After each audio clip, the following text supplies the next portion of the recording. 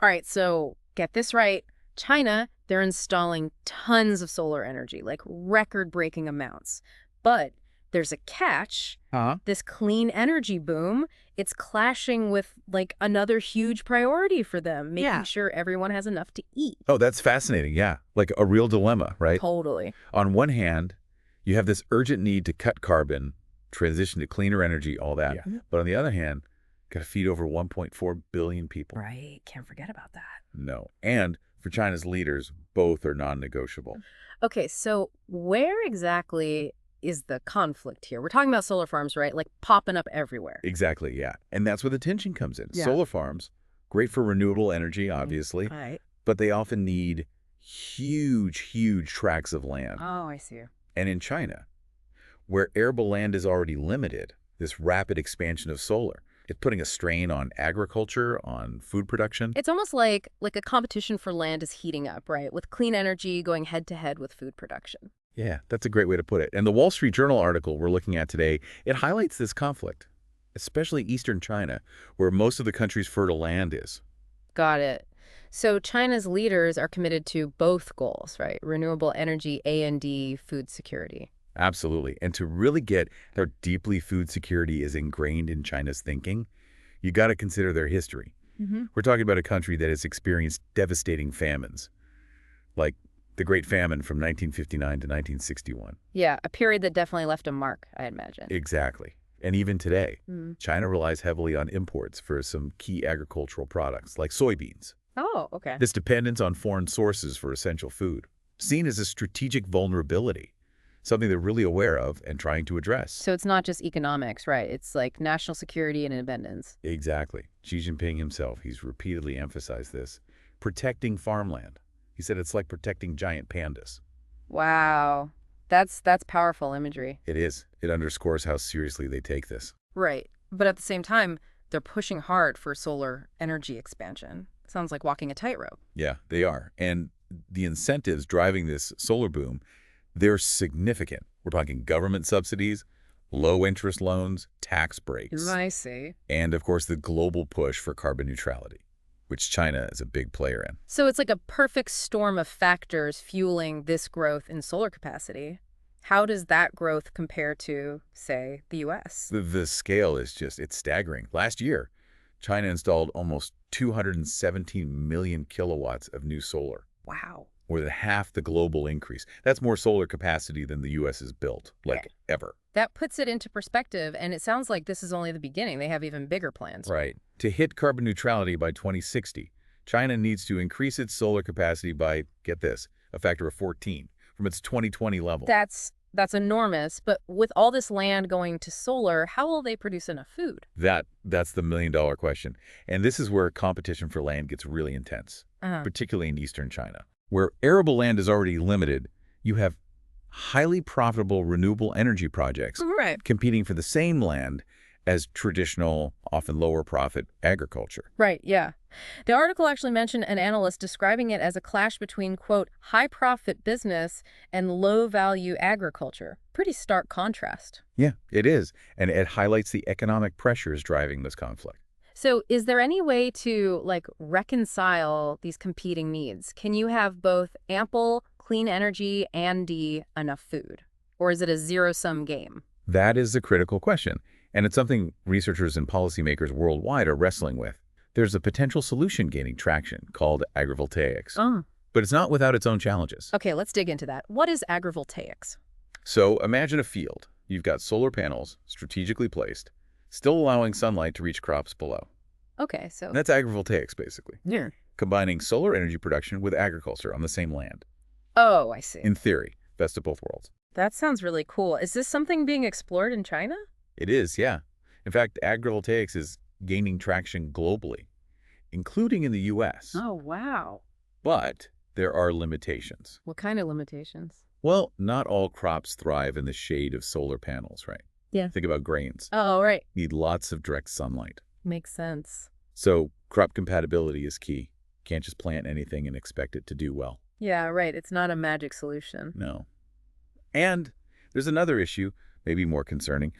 While agrivoltaics is often presented as this win-win, the reality is sometimes different. Like, what do you mean? The Wall Street Journal article points out that sometimes Chinese solar developers, they prioritize energy production over agriculture. So it's not a true integration then, right? More like solar taking over. Yeah, that's right. And this is where it gets tricky. The article also mentions local governments, often facing financial pressure, Right. might turn a blind eye to land use violations if it means attracting investment, jobs. So even if there are rules to protect farmland, they might not be enforced if there's an economic incentive to look the other way. Exactly. Short-term gains potentially undermining long-term goals. Right. Classic problem. And this brings us to another development. Beijing's crackdown on solar encroaching on farmland. Oh, so the government is pushing back against this unchecked expansion? That's right. In 2022, they issued a directive prohibiting solar projects on certain types of land, specifically high-quality farmland, and several regional governments have followed suit with stricter rules. Interesting. Sound like they're recognizing the risks of unchecked solar development, even if it means slowing down their renewable energy plans. Exactly. And this crackdown, not just talk. There have been consequences.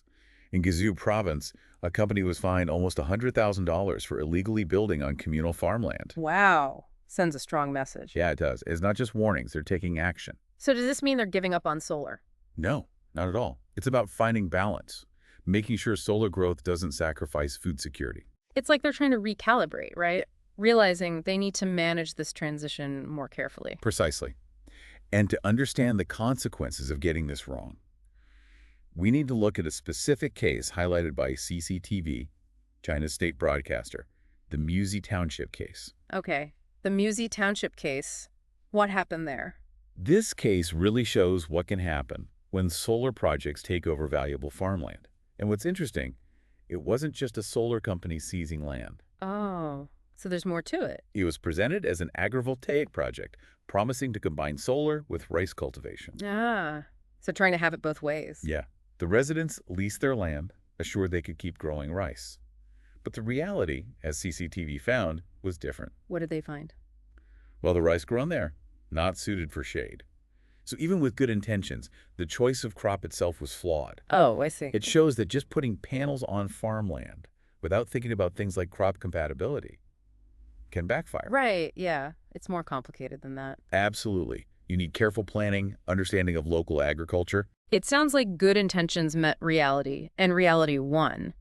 Did the investigation find other problems? Yeah, they did. The CCTV report, with aerial footage, interviews with residents, showed a big difference between promises and reality. Okay. The panels covered way more area than agreed on, leaving less for rice. So the footprint was bigger, less room for crops. What happened to the rice harvest? Big consequences.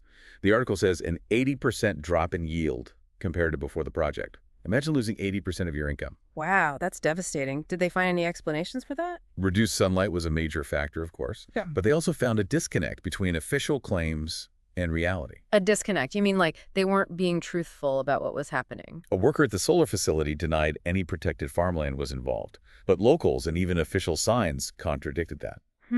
That raises questions about, like, transparency. Did the authorities know what was really going on? Hard to say for sure, but the fact that CCTV reported it suggests some in the government were worried about the negative impacts. Sounds like maybe the local government prioritized short-term economic gains over long-term sustainability, maybe hoping for investment and jobs. It's a pattern seen elsewhere in China, too.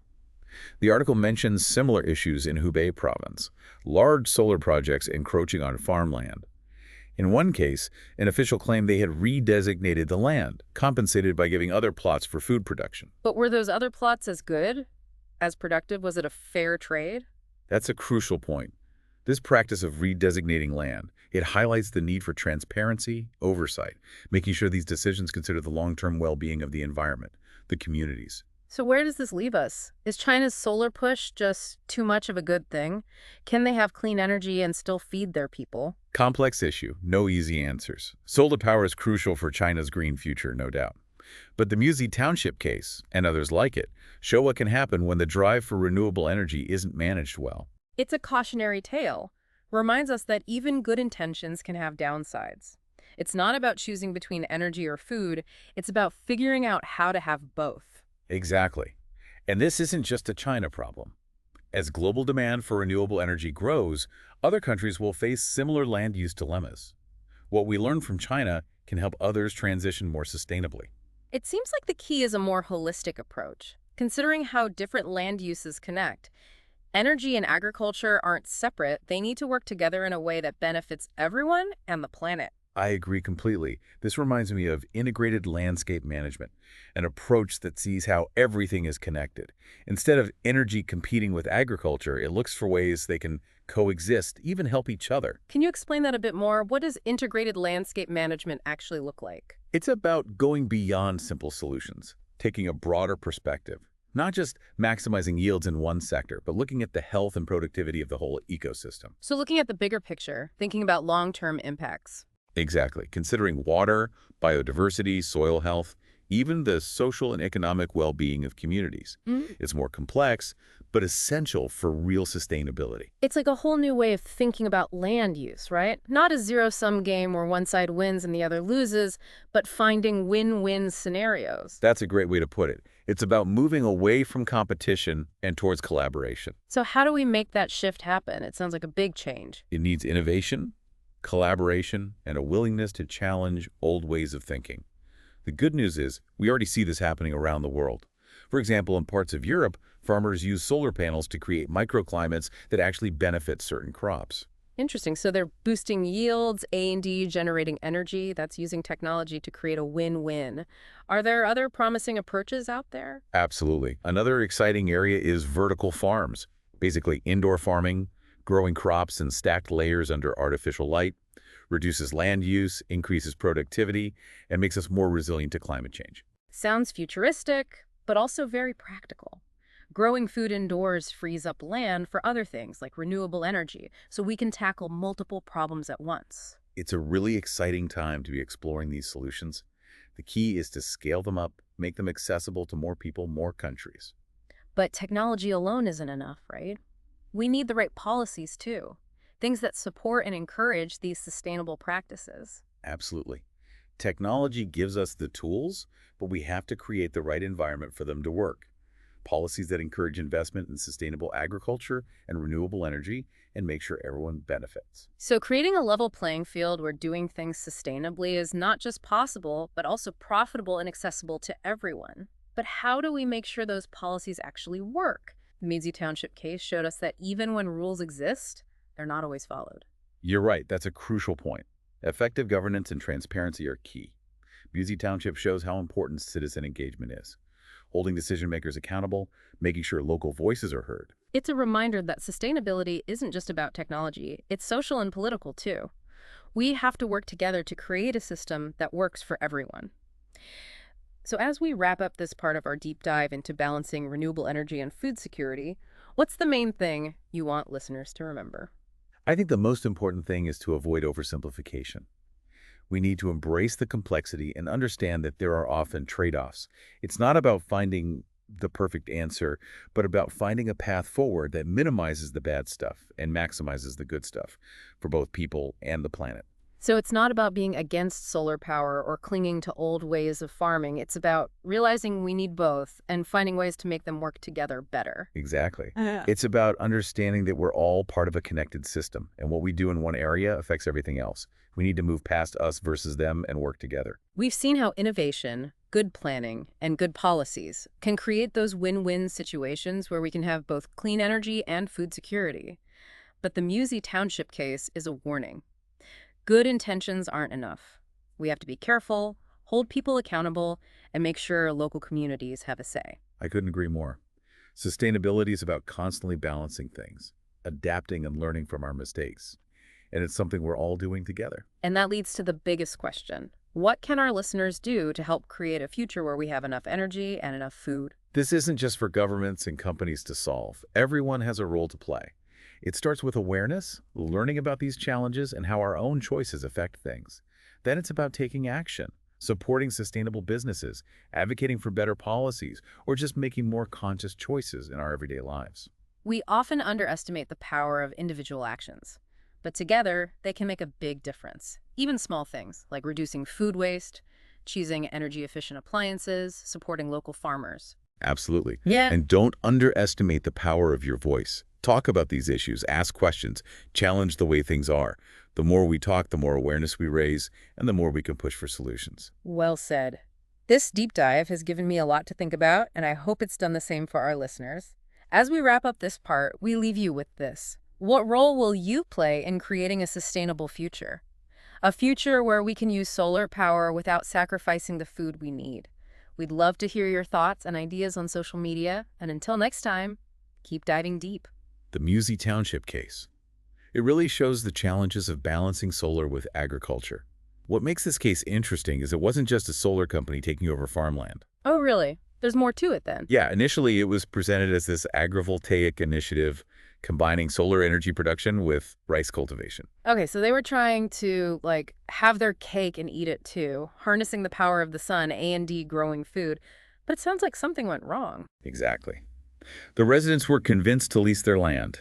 They were told they could keep producing rice alongside the solar panels. But the reality, according to CCTV, was quite different. So what did they actually find? Did the project just not live up to its promises? It was more than that. First off, the type of rice grown in that region, not really suitable for growing in shade.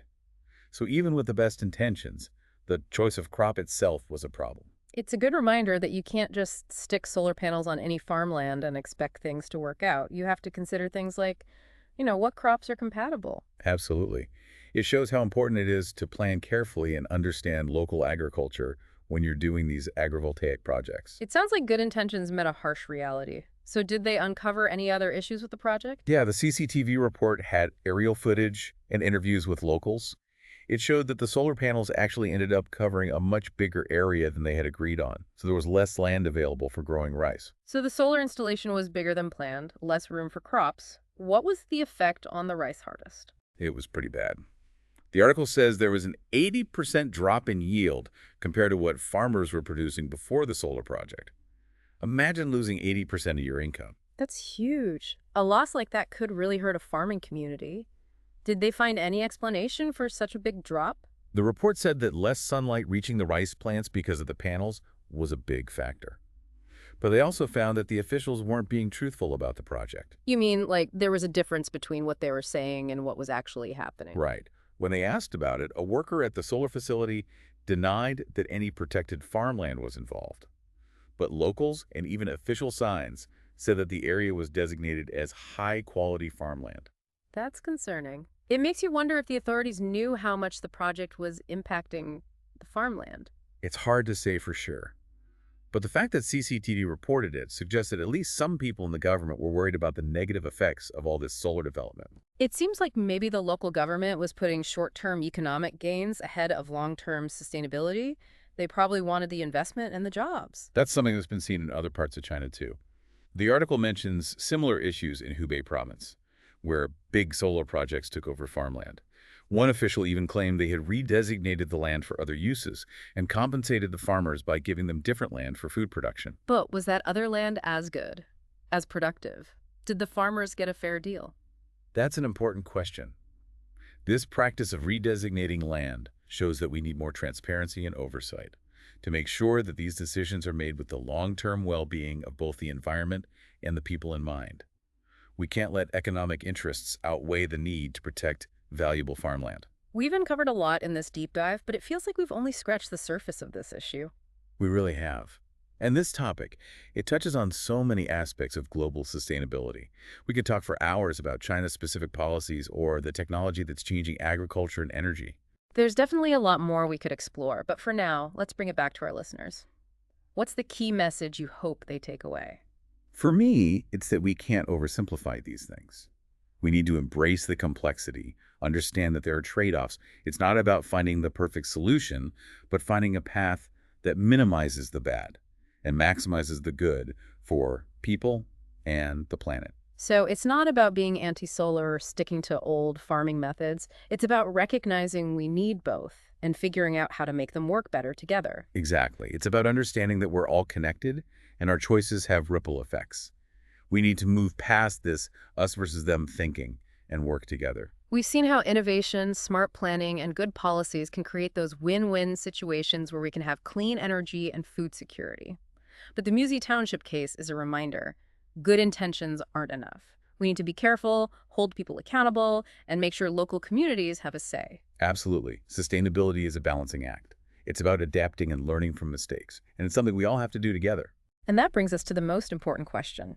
What can our listeners do to create a future where we have enough energy and enough food? This isn't just for governments and big companies. Everyone has a role to play. It starts with awareness, learning about these challenges and understanding how our choices matter. Then it's about taking action. Support sustainable businesses, advocate for better policies, or just make more conscious choices in your daily life. It's easy to underestimate the power of individual actions, but they can add up. Even small things, like reducing food waste, choosing energy-efficient appliances, or supporting local farmers, make a difference. Exactly. Don't underestimate your voice either. Talk about these issues, ask questions, and don't be afraid to challenge the way things are. The more we talk, the more awareness we raise, and the more we can push for solutions. Well said. This deep dive has given me a lot to think about, and I hope it's done the same for our listeners. As we wrap up, we want to leave you with this thought. What role will you play in creating a sustainable future? A future where we can use solar power without sacrificing the food we need. We'd love to hear your thoughts and ideas on social media. And until next time, keep diving deep.